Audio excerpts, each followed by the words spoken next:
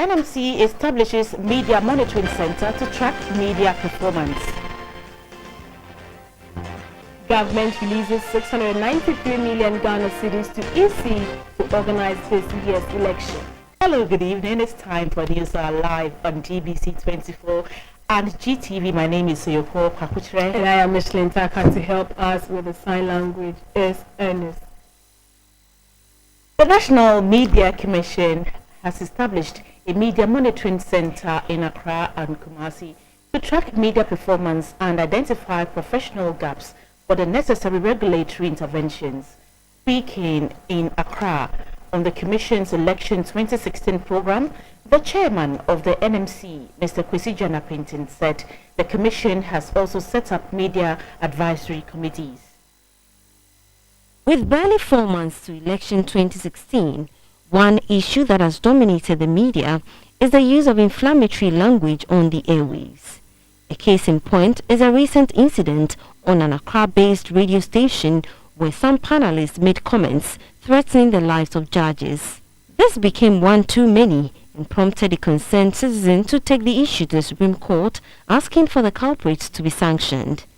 In all this, there have been calls for the NMC, which is charged by law to regulate the media, to crack the whip.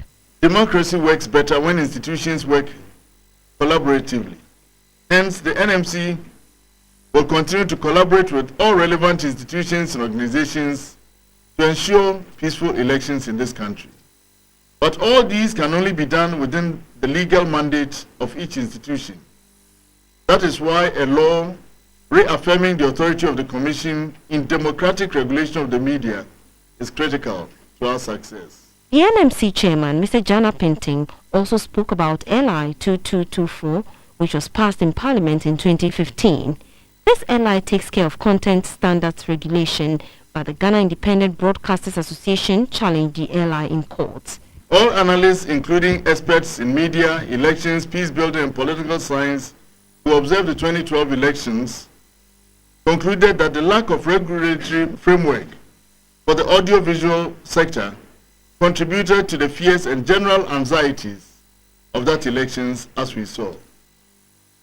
The EU observer missions, for example, concluded that there was the need for the Media Regulatory Authority to have, in quotes, to quote, statutory powers for it to adequately deal with complaints against programming and ensure editorial standards are maintained.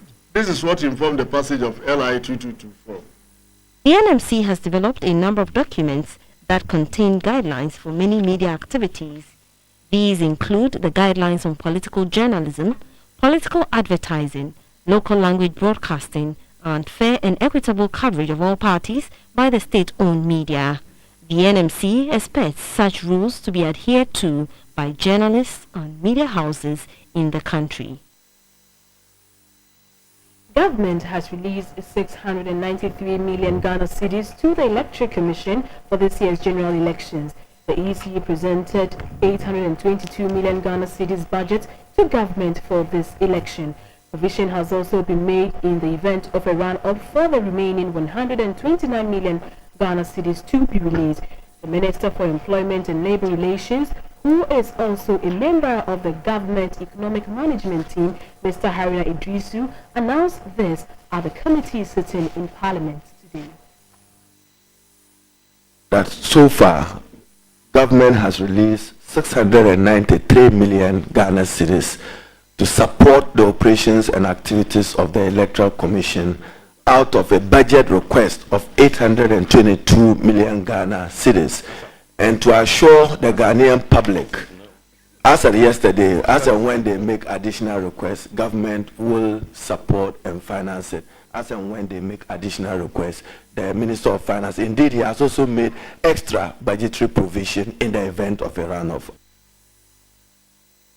The majority of political parties that participated in a public forum that discussed the proposed change of election date agreed that the polls take place on November 7th instead of December 7th. Although the bill regarding the change of date is yet to be passed, the various political parties appear to be planning the activities towards the proposed November 7th. The NDP, however, thinks the new date should come into effect from 2020. 7th December is the existing date for the conduct of both parliamentary and presidential elections in Ghana, while the swearing in of the president-elect takes place on 7th January.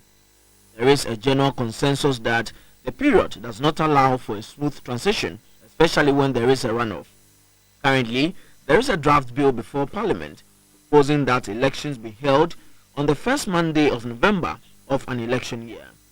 The bill has been gazetted, taken through its first reading, sent to the Council of State for approval, and is currently at the committee level for consideration.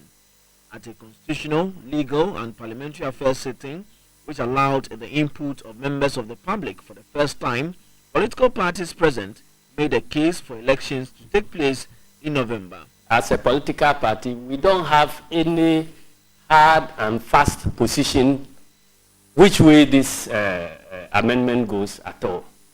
We are committed to the consensus position that has been adopted, or that we believe has been adopted by the nation. The Progressive People's Party has also programmed its activities around the November 7th date.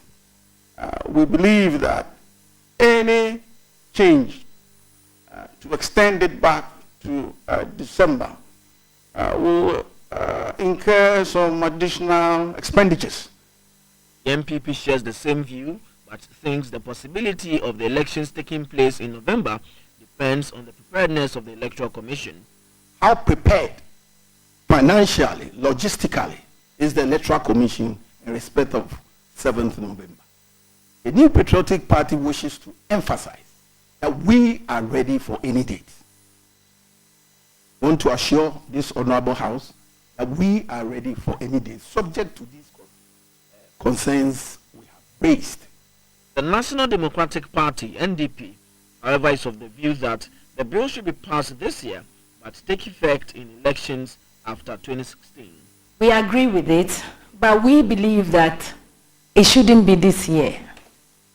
Our reasons is that the EC and IPAC have not yet agreed on a modality to clean the register in the pending exhibition, which is scheduled for July 18th. After this process, the bill will be sent to the floor of Parliament. Why is the new location of a single largest national library? President John Mahama inaugurated the facility, which has both books and internet cafes. He encouraged the public, particularly the youth, to cultivate the habit of reading. But as he made the admonishment, officials of the Ghana Library Authority lamented the shortages of librarians to man libraries in the country. Napoleon Atikito reports.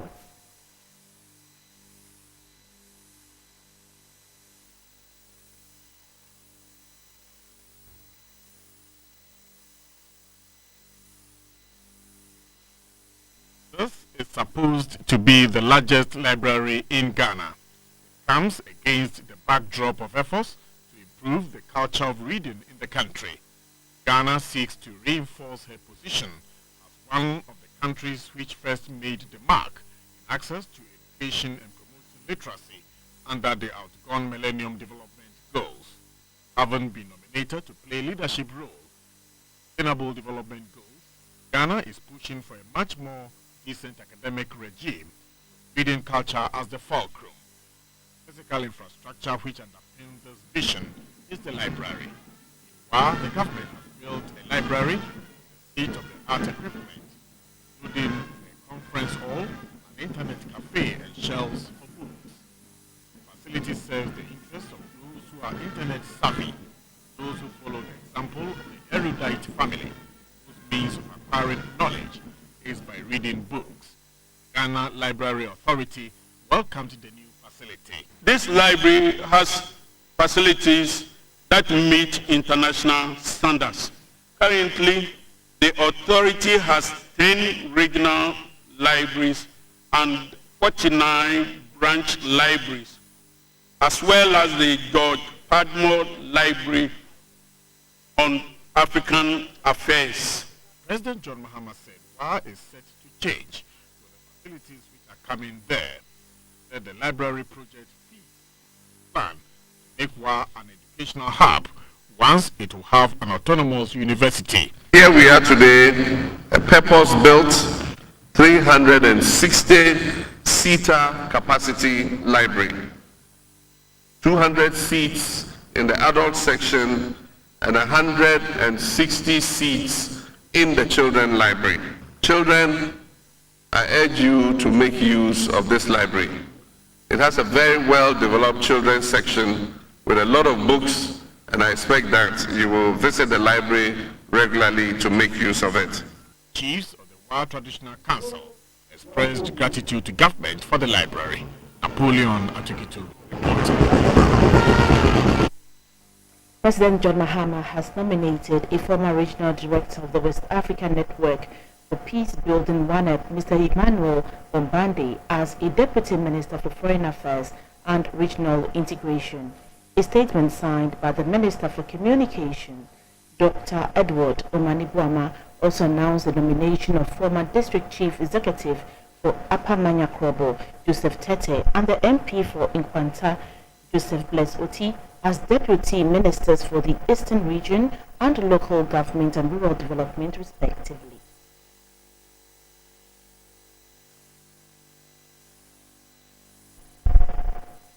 The presidential candidate of the New Patriotic Party (NPP), Nana Addo Dankwa Akufo-Addo, has reiterated the need to create a conducive environment for better standards of living for Ghanaians through job creation and implementation of human-centered policies. Nana Addo was addressing NPP supporters during his campaign tour of the Gnohaf region.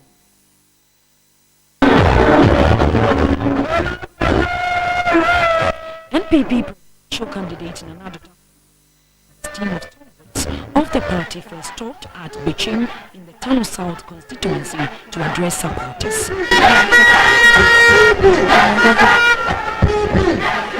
Speaker after speaker spoke on issues concerning the economy, education, health, agriculture and infrastructure. They advised Ghanaians to eschew tribal politics since it has the potential of plunging the country into chaos. For his part, Nana Addo Dankwa Akufo-Addo urged the people to vote massively for the party for development and better living conditions.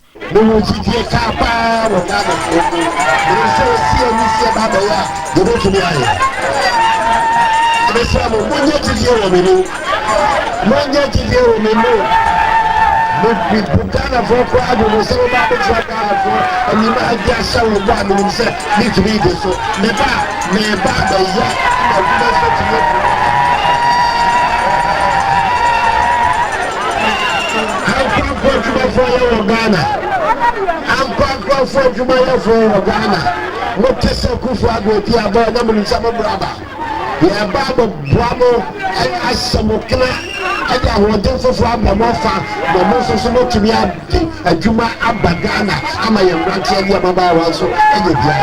From Bechim, the team proceeded to Dry-on-Kwanta and Yamfo in the Tano North constituency through Abesim, Magazine and the Sunyan Lorry Park in the Sunyan East constituency to address the people. A former trade minister and leading member of the party, Mr. Alancho Manting, explained what it takes to implement the one district, one factory policy of the party. He said if the party is voted into power, experts will be assigned to the various districts in the country to survey and come up with credible recommendations for implementation. At Nkrankwanta, Doma, Wemfie, Wenchi and Techiman, Nana Addo and his team interacted with the chiefs and people and explained the party's one factory, one district policy to the people.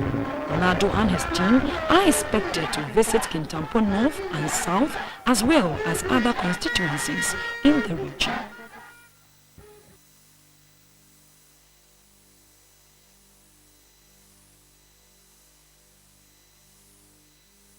Canon dealers in photography and film equipment in Central and North Africa has signed a 3-year partnership agreement with the National Film and Television Institute (NAFTI). The deal is designed to enhance knowledge and skills in the industry and create career opportunities.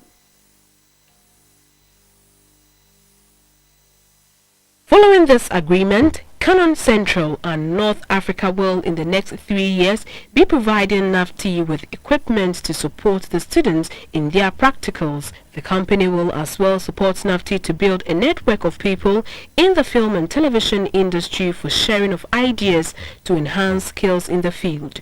The sales manager of Canon, Mr. Amin Johara, said their focus is to support Ghana in building the next generation of talented youth who will be the drivers of growth in the country's film and television industry. NAFTI is an important establishment in Ghana for the film and television industry. We want to do it in Ghana, as Ghana is for Canon Central and North Africa one of the key markets, because we feel that Ghana has been untapped from the capability of the market and from the industry of photography and film. Director of the National Film and Television Institute, Professor Linus Abraham, describes the partnership as strategic. Government institutions these days are struggling to find the money for investment. So we have to make sure that we do the kinds of partnerships and associations that will help us modernize the equipment we have at the institute. And this is one of the ways in which we do it. And Canon is donating substantially over the 3-year period of the partnership. A symbolic presentation commencing the partnership was done. A week-long workshop on photography and film production on the campus is expected to end on Friday. Another training program on regulating the activities of illegal miners took place at Takwa in the Western region. The World Bank provided technical assistance and the Minerals Commission is the implementation agency. Small-scale mining is an integral part of mining operations in the country, makes significant contributions to the national economy. What is disturbing, however, is that majority of operators in the sector use crude and illegal methods of operation, which creates problems for the environment and human health as they destroy forest reserves and pollute water bodies. As part of efforts to arrest the situation, the government, with the support of the World Bank, has embarked on a systematic program to train key stakeholders in all mining districts across the country by equipping them with the requisite technical know-how and skills that will enable them to monitor the activities of small-scale miners in the country. If our traditional leaders are well informed technically about small-scale mining, let alone to talk about the illegal aspect, which is now given the name Galamsey, if they are technically apt, then they can also inform their councils and also check the small-scale miners, and even advise them technically as to how they should do mining. The Director in charge of Policy Planning and Evaluation Division of the Minerals Commission, Mr. Richard Kofi Afenu, asks Ghanaians not to see mining as a menace, but rather as a catalyst for development. He, however, expressed disgust at the destruction of the country's environment through illegal mining. Now we are witnessing a situation where our water bodies that we depend upon is being threatened, or are being threatened. And so if we do not do anything now, a time will come, those other bodies may not be there at all, or they may rather pose dangers to our own existence.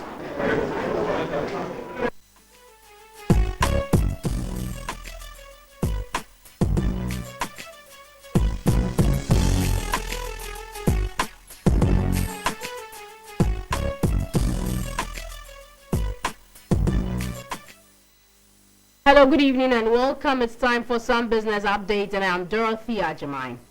The Director General of the Association of Power Utilities of Africa, APOA, Mr. Abel Didier Teller, says the way forward for Africa to be power sufficient is to integrate all power sources on the continent. Speaking to GBC24, Mr. Didier Teller said, creating a power pool is the solution to Africa's energy crisis. This comes on the back of an attack on end gas pipelines in Nigeria, which has resulted in the cutting of gas supply to Ghana in the last 2 weeks.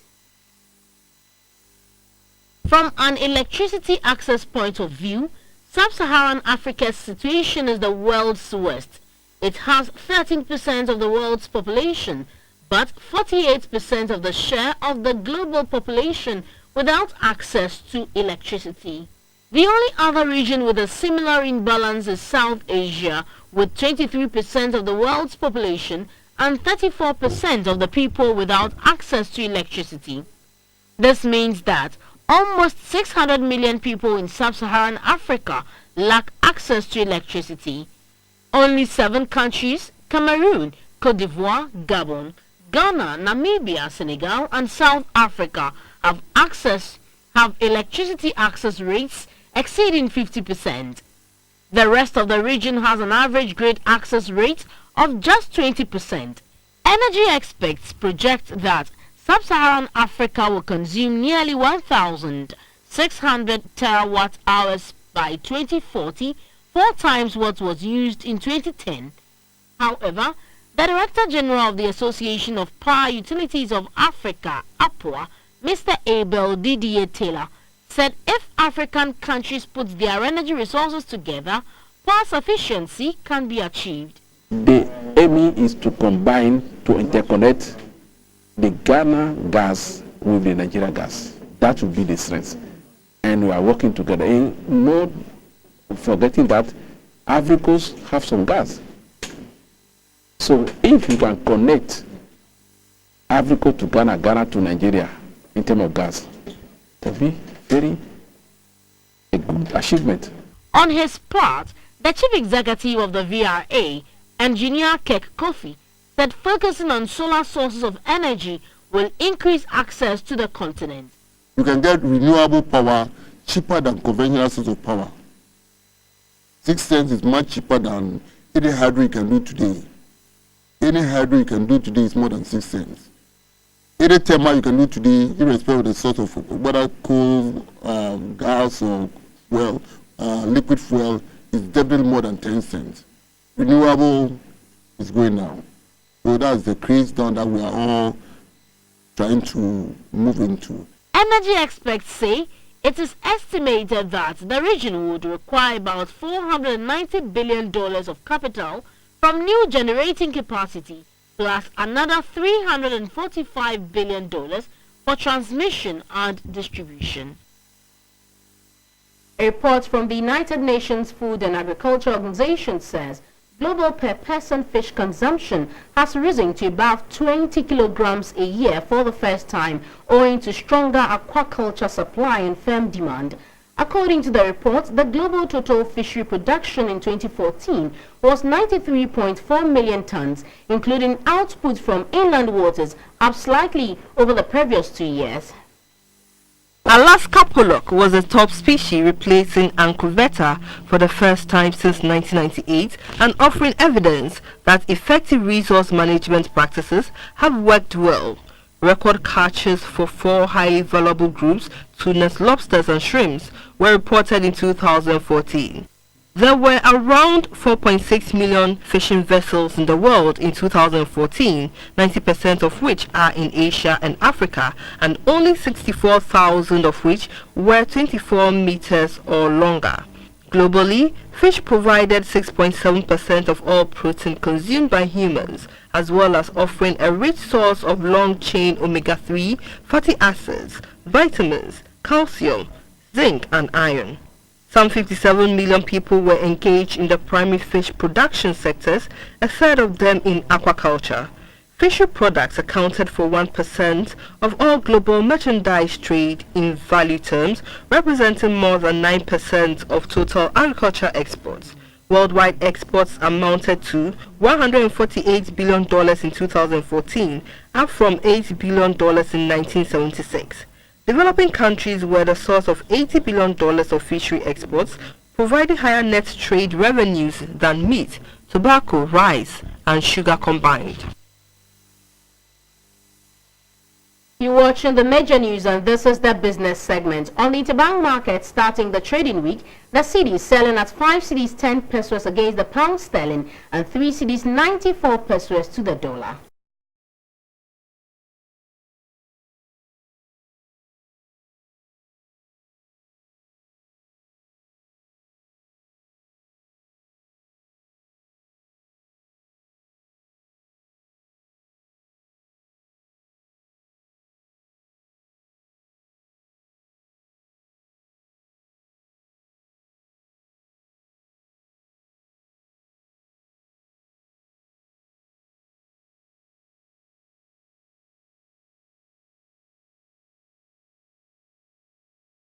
Gold and cocoa increased by $1.70 and $10 respectively. Light crude, however, dipped by 71 cents to trade at $44.70 per barrel.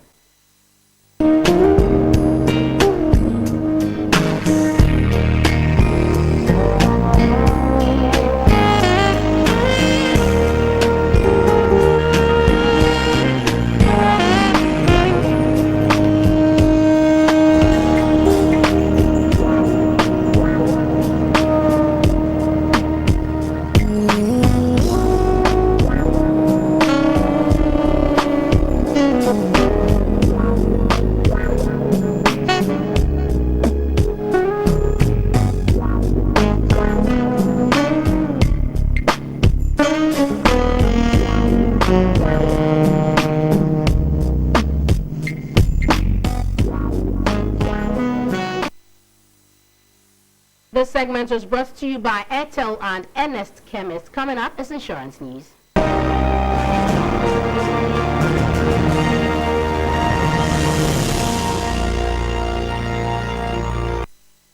The National Insurance Commission of Ghana and the Insurance Regulatory Authority of Kenya have signed a Memorandum of Understanding in Accra. The MOU is to provide information on financial position between the two institutions. Both countries believe they stand to mutually benefit from the regulatory experience and professionally regulate the insurance industry. The Insurance Regulatory Authority in Kenya has the same objective as the country's Insurance Commission to ensure effective regulation and control the business of insurance. Both are mandated to perform a wide spectrum of functions, including licensing of entities, setting of standards, and facilitating the setting of codes for practitioners. The Insurance Commissioner for NIC, Madam Lydia Laibabawa, said the Memorandum of Understanding between Ghana and Kenya will serve as a basis for cooperation and consultation between the two institutions to facilitate effective regulation of cross-border network. It's a core principle that we should come together in order to be able to regulate insurance companies effectively and ensure that they are financially healthy and sound, so that we will be able to supervise these companies effectively. Risk-based solvency framework was made effective in January 2016 to ensure consumer protection and technical provisions to meet liabilities as well as improve service delivery. The Kenyan Insurance Commissioner, Mr. Sami Makove, explains the system and how it can be expanded to Kenya. It's a narrowed down approach which is very particular to a company. Now, of course, it's being driven by the events that have happened recently within the financial services sector globally. In Kenya, we have now come up with a risk-based provision where we are looking at we're putting companies under 8 categories of risks and looking at those companies in those risks and rating them whether they are high, medium or low. GBC24 was told that with the already existing regional blocks, the MOU, though bilateral, would further enhance the African regulatory cooperation. The insurance news was brought to you by SIC Live. We have more news coming up. Please stay.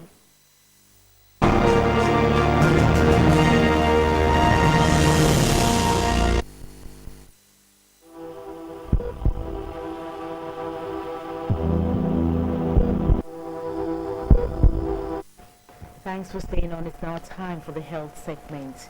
Pure bioenergy, a new form of healing, which is a deviation from the conventional means of administering drugs into the body, is becoming popular in Ghana. This is a form of healing where the energy field around the human body is triggered by a therapist moving the hands in specified patterns to generate healing of defected organs in the human body. Bioenergy healing, also known as prana or life force, is a gentle, non-invasive, safe and proven method of healing that effectively works on a wide range of ailments in adults, children and even animals, from the various types of blood-related diseases to tumors, cysts, thyroid, uterine and fertility issues, as well as emotional and mental disorders, among others. It complements orthodox medicine and healing. Nana Anobol is using pure bioenergy therapy to heal a woman who suffers from stroke. If you have stroke and the blood, vessel got burst or blocked on this side, then we know that this side of the brain controls that side of the body. So the bioenergy therapy will try to revive the neurons, and as soon as the neurons are revived, the muscles that are related to the neurons start being active. A treatment session takes 15 to 20 minutes for 4 consecutive days. He explains that the therapy has nothing to do with spiritism. The practitioner knows that there are energy centers within this field surrounding the human being. And these energy centers are linked to internal organs and the cells, in general, in the human being. So the practitioner has trained himself to raise his own energy level. The ailment start recovering. He prescribed pure bioenergy healing for those who want to maintain optimum health by boosting the immune system. He says over 90% of patients who receive bioenergy therapy see improvements in their condition within a short period of time.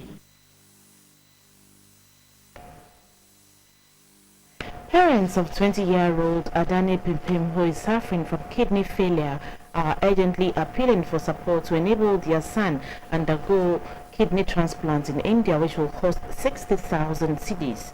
Further examinations conducted by a consultant cardiologist at the Komfo Anochi Teaching Hospital in Kumasi, Dr. Bena Inkum, also revealed that the patient also has severe anemia and systematic arterial hypertension complications resulting from the kidney disease. The patient, Adansi Pipim, requires a kidney transplant at a cost of 60,000 Ghana cedis. Since December last year, Adansi has had to undergo hemodialysis sessions twice a week at a cost of 400 Ghana cedis.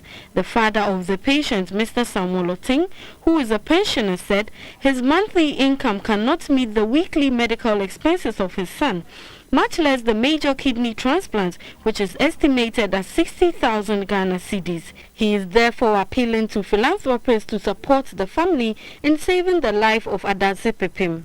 So we did yapim should be a no. I do the head. I do this my whole thing answer. Mr. Sumi pensioner. The correct grandman in the store and see na correct you see where they will become a PhD and see where the book cover papa see I want. Now Dr. Yezenka even at Yanka came from India. Like you go in the transplant. Now Hoka it's almost about 600 million. As I said, the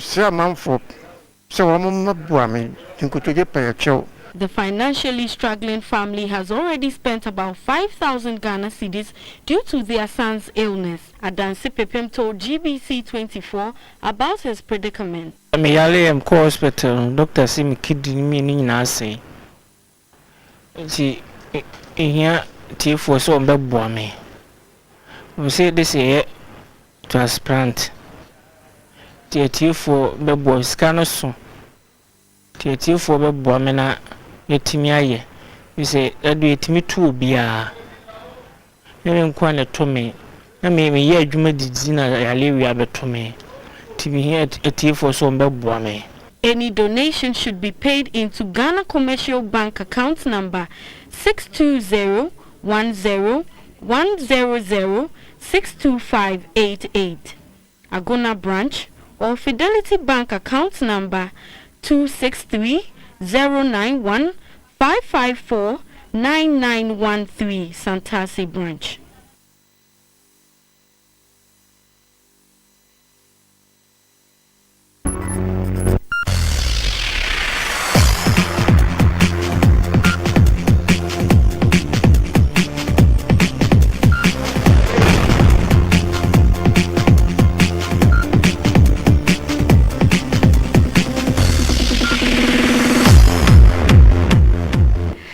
My name name is Rebecca Ewa. Time now to get active with sports. Our Shaman 11 FC are winners of the 2016 edition of the Ramadan Cup. They beat Sabon Zongo 3-2 on penalties. That's nice. Ready? The 2016 edition of the Sheikh Shaributu Ramadan Cup took place at the Kotobabi Park in Accra. 12 Zongo community-based football teams competed for honors on the day. They include Shukura, Insawam Zongo, Mabubi, Nima, Medina, Dakuman and New Town. The rest were New Fadama, Tudu, Sabun Zongo, Alajo and defending champions Ashaman. The one-day championship was aimed at drumming home the message of peace before, during and after the general election. The teams displayed some good football artistry and there was no dull moments. The final was a clash between defending champions Ashaman and Sabun Zongo. Sabun Zongo had the lack of the competition as they emerged as the best loser in the quarterfinals. After a dendon battle, the winner was settled through the penalty shootout session. Ashaman won by 3-2.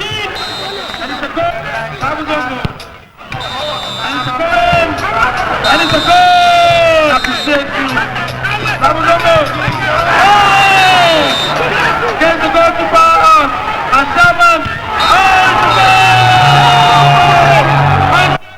Sabun Zongo's Richard Susu won the Best Player Award, whilst Isaka Abdullah won the Best Goalkeeper prize.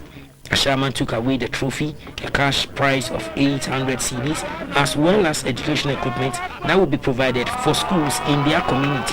The senior vice president of the Royal Bank in charge of research, marketing and corporate affairs, Dr. Kwame Banywaku, touched on the essence of their partnership. We should eschew the history where every election violence is pointed at Zongo communities, and that Zongos do not represent violence.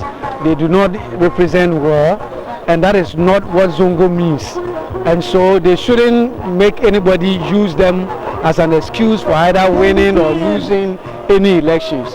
The organizers said the next edition will be bigger and better.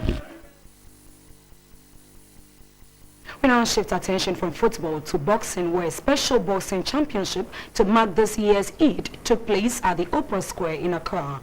The event was geared at drumming home the need to maintain and enhance peace and stability before, during and after the upcoming general elections. The Opera Square in Accra was the setting for this year's Salah Fest Boxing Bonanza. The bill, which had 15 bouts, was full of thrills and spills as some of the up-and-coming pugilists displayed the stuff they were made of. The night had some foreign boxers like Abubakar Mubarak from Ivory Coast, Ali Mohammed from Cameroon, and Isif Ushaibu from Niger. Ghana's crack boxer Isaac Dobe was present as he promised the crowd of getting Ghana a world title soon. The organizer said he hopes to contribute his quota to the call for peace in this year's elections. The idea behind is after 30 days fasting, it's a great blessing. So I believe we need to come together. This is one of the great constituents which talents have been brought up. But due to no any corporate bodies, we're going to support them. So I made up my mind I need to start doing this to help the community. The event was sponsored by Gold Star Airlines and Seasons Travel and Tours. Now, the Ghana Immigration Ladies Football team came from behind to draw 1-1 with Samaria Ladies. The encounter was one of the match day 10 fixtures in the ongoing National Women's Football League. The National Women's Football League entered match day 10 at 8 league centers across the country. At the Owak Sports Stadium, Ghana Immigration Service Ladies Football Team welcomed Samaria Ladies. The last meeting between the two ended goalless. The two sides were hoping to pick all 3 points at stake to improve on their standings on the league log. The lads in the blue jersey Samaria Ladies dictated the play. Their efforts paid off as they scored just after 10 minutes.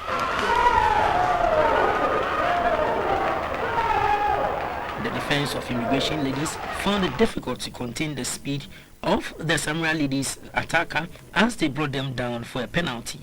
Samaria Ladies could not score.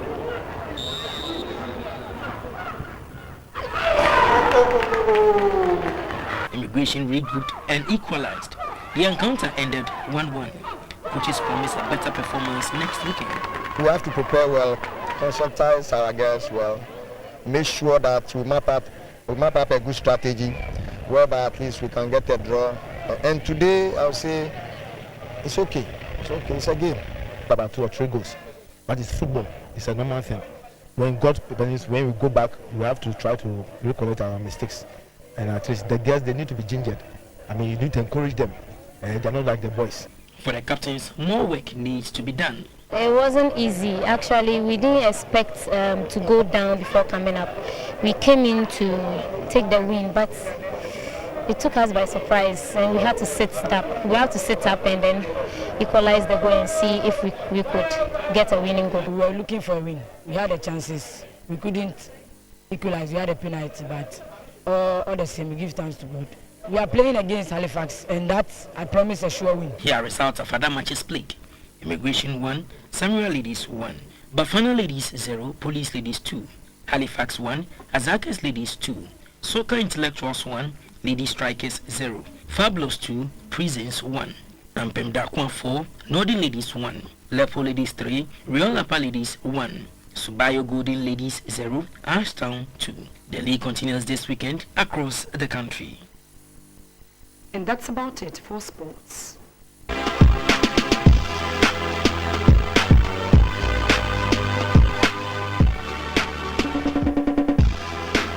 You're welcome to the entertainment segment. Making a person laugh is a serious business.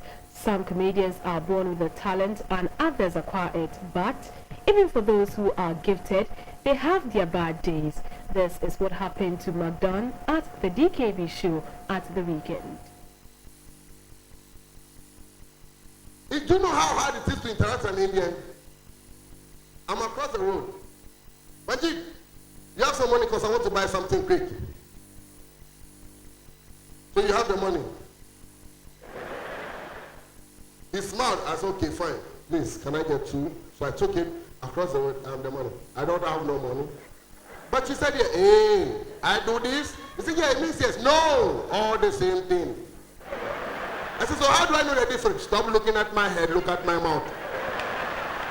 DKB's show attracted lots of comedians, whilst the likes of KSM, Jacinta, Obi, Lexi, Non-Fakin and Chemical made audience laugh. The well-dressed comedian McDonald could not fly. When I was going, 2 hours later I was leaving. Then when I was driving back, then I heard a voice.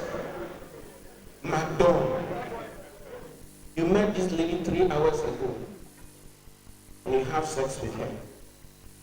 If she's a ghost or Mami Wata, what will you do? I became frightened. You know, and there's a car behind me and the car blew on coupon and I jumped. His outfit gave another comedian, Foster Romanus, a point to joke about. I didn't get the exact shoe. I got something similar. Francis, open. That's all of this package. Thanks for your company. I'll be back at 10:30 with News Tonight. Good evening. Enjoy the rest of our program.